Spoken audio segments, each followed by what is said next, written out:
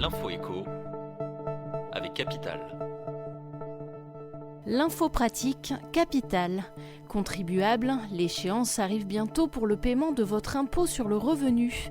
Et oui, en dépit d'une année fiscale 2018 blanche, 2,8 millions de Français vont devoir s'acquitter à la mi-septembre du règlement de l'impôt sur les revenus dit exceptionnel perçu l'an passé.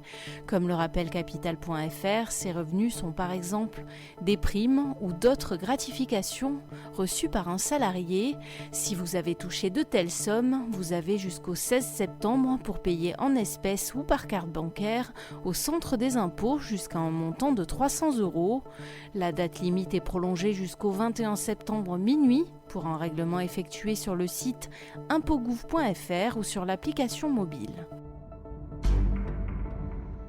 Le chiffre du jour, 64%. C'est le pourcentage de salariés de plus de 50 ans parmi les chômeurs de longue durée. Un inquiétant résultat souligné par le Conseil économique, social et environnemental dans un rapport publié mercredi 11 septembre.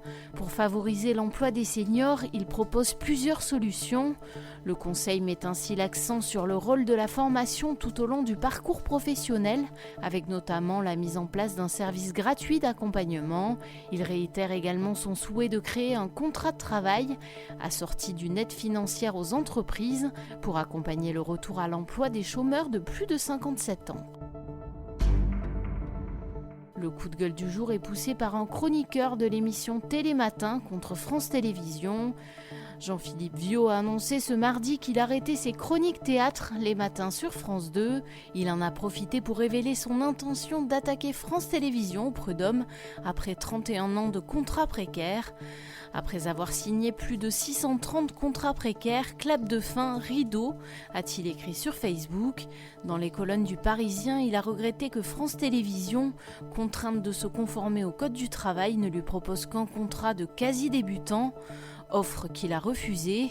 Après avoir reçu un courrier lui annonçant la fin de collaboration, il a décidé de demander réparation en saisissant les prud'hommes.